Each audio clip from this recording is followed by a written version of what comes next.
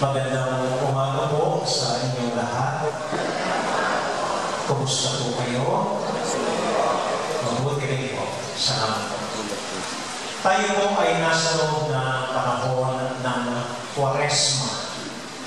Nadinig po natin ito sa ating Ebanghelyo habang kay San Marcos chapter 1 verses 12-15 na natili ang Panginoon sa loob ng disyerto sa loob ng 40 araw.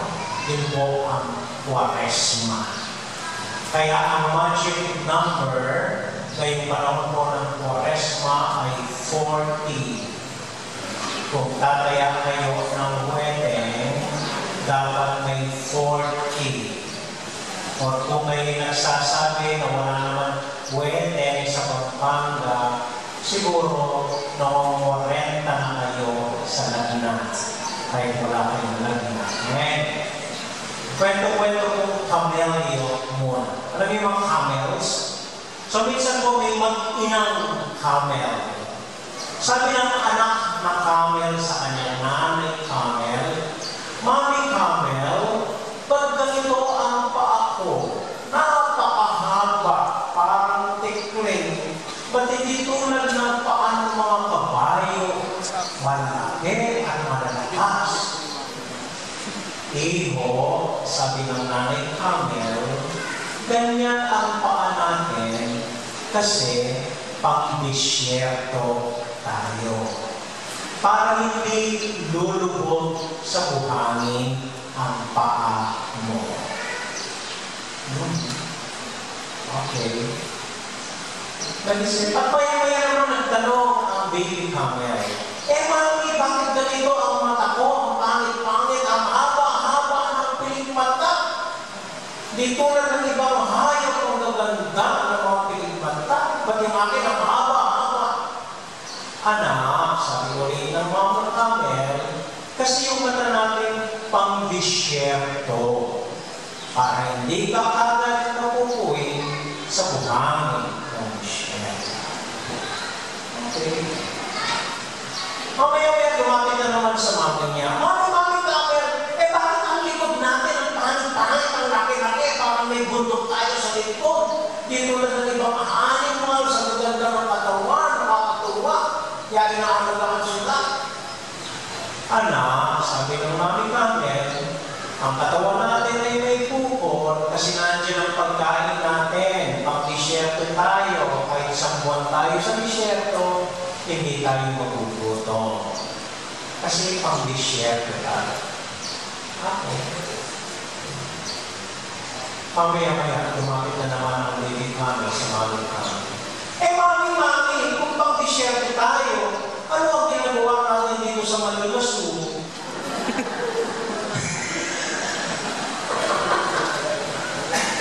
Malulasu pala sila, wala sa disyerto.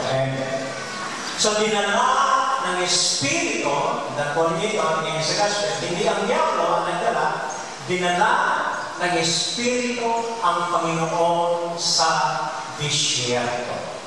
At ang disyerto po ng buhay ay hindi lamang sa Sahara Desert, hindi lamang po sa Africa o sa Saudi.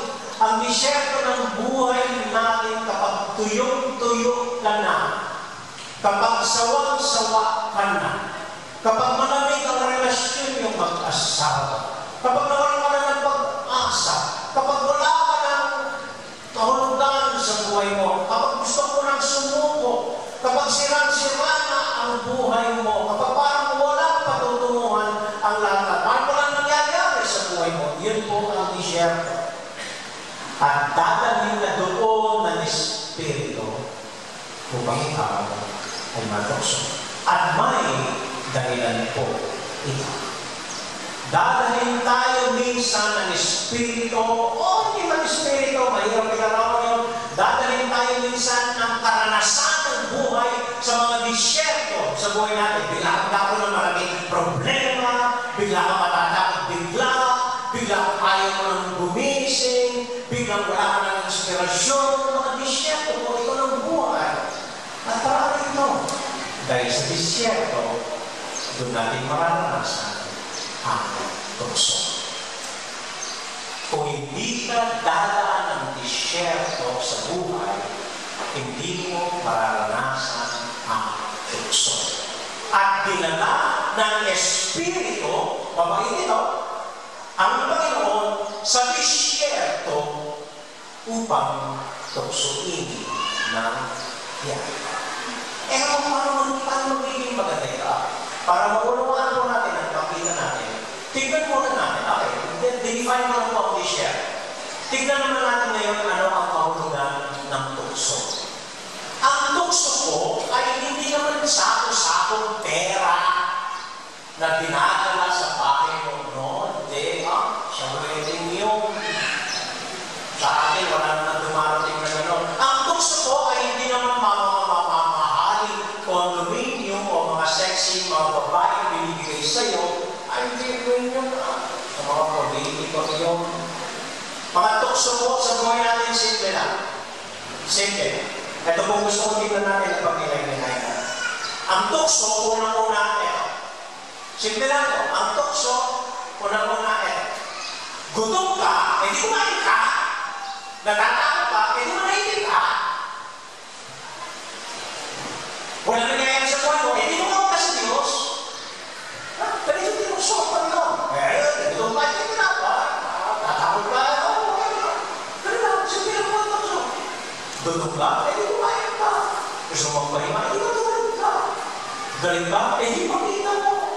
Takot ka, hindi manahimik ka lang. Noong na nabagasa, hindi mo ka sa Diyos. Tukso as they are, may nag-focus sa bayan. Kumain ka, mag-aaral ka, nanahimik ka, tumawag ka sa Diyos. Yan ang mga masama yun. Alam niyo ang masama ko? Hindi ka na nag-iisip basta bumibili ka sa tawag ng buho at bisyo at hiling ng buhay na. Ito ang hindi mo. Hindi ka na nag-iisip basta nagre-react ka at bumibili ka kung ano ang hiling at hilingin ng puso mo. At naman, hindi ka na nag-iisip. Gutom ka, hindi kawin ka. Galing ka, hindi kawin ka. Tatakot ka, hindi kawin ka. As is, tukso mo very subtle. Hindi ka mo gano'n, hindi ka mo kasalanan mo. Ay, gutom ko. Pero kasalanan, ayaw, hindi ka na nag-iisip. Nag-re-react ka na lang. Kung ano tumating siya, sige, gawin mo. At yun po ang gusto ng diablo. Yung ang hinihintay ng diablo, yung hindi ka na nag-iisisyon, yung hindi ka na nag-iisip, pag pumasok sa ako, mag-i-repo ng gawain sa ko, walang hingin ang tawag, pero gusto ng diablo, kung ka mag-iisip. Gusto mo pumatay, pumatay ka. Gusto mo pamatay, pamatay ka.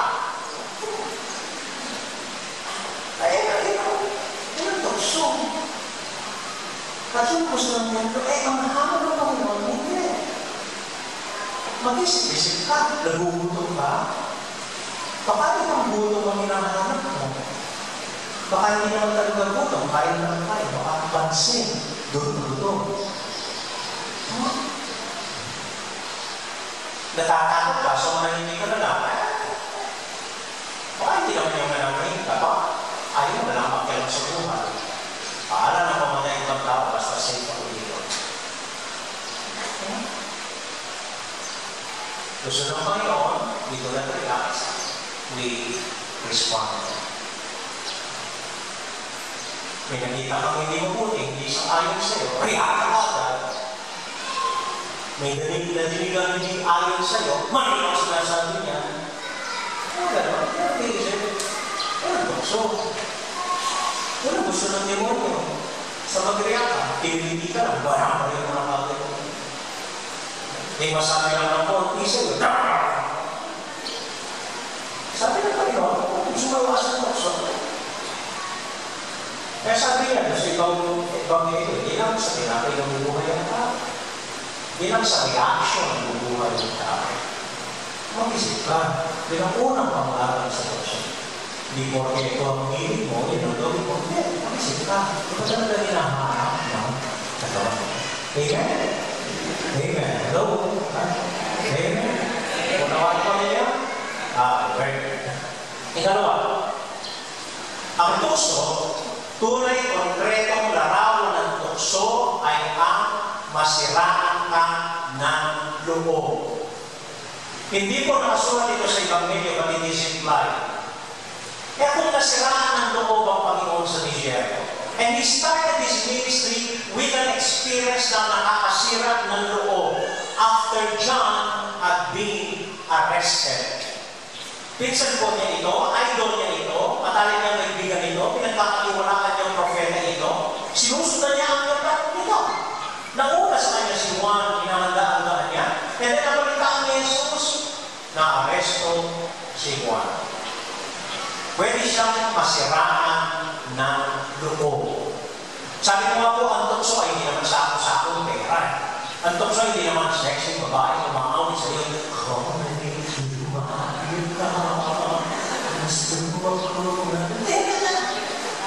ganito na naman mo ng tukso, ay masiraan ka ng loob. Iniwan ka ng asawa mo, pinagsabihan ka ng magulang mo, nawalan ka ng trabaho, nalaman mo may sakit ka, wala kang pera, inaway ka ng pamilya mo, wala kang pag-asa, tinawag ka. Tapos masisira ang loob mo, ay nako, tuwan-tuwa si Dani. Dahil kapag sira ang loob mo, hawak ka rin niya. Kaya anong sabihin niya, kahit sa padaling, kakapit ka. Mawawalan ka na ng pag-asa. Ay, nako, doon magaling. Nako, magre-relax na lang si Dani. Sa kanya ka na, hawak ka rin. Kasi sira na yung loob mo eh. Dinadireksyon pag-iisip mo, wala ka ng pag-asa nakikita sa buhay mo, wala nang kahulugan ng buhay mo, kasi sira ka na ng loob eh. Pinadiwang po natin ang Ed sa kahapon. Huwag mo kung ilan sa inyo nakakaanak. Halimbawa, nasiraan ng loob si Minoy. At sinabi niya, mga Pilipino, hindi naman dapat iagad akin ang buhay yan. The Filipino is not worth time for. Dito na lang ako sa Boston. Nasiraan ng loob si Minoy. Mga Pilipino, walang nangyayari ka.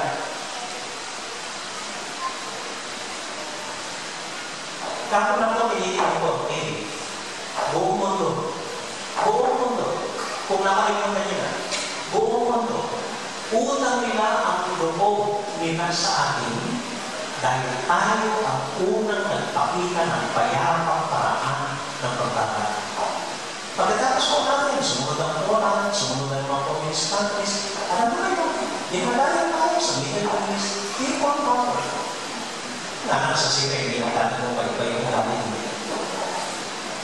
Pero lahat mo, buong mundo, tinitingala tayo bilang unang nagturo sa kanila ng payapang paraan ng pagkakataon. Eh, di ba mo, nasiraan ng loob si Tita Cory? Ay, naku, naman si Marcos, naku, hindi natin kaya, kaya mo niya, pagpagarihan niya, may kunsya, huwag ka na ako, ano ganyan sa tayo? Eh, di ba mo, masiraan ng loob ang mga Pilipino? Ay, naku, si Jesus siya, hindi natin mag-i-impeach niya, naku, kapangyarin niya, ay, naku, natin gagawa niya, ay, naku, pwede yung Lord niya, hindi natin kaya, may tama niya, may mga doon siya, naku, at masiraan tayo ng loob, ganito na lang tayo.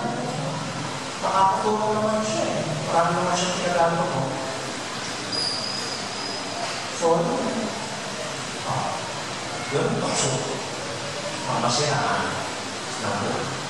At yun ang gusto nila rin, ang mawalan tayo ng pag-asa. At doon, magulunod ang pilas. Okay? Amen. Ikatulog. Tukso ay yung, ano ba ito? Nasa comfort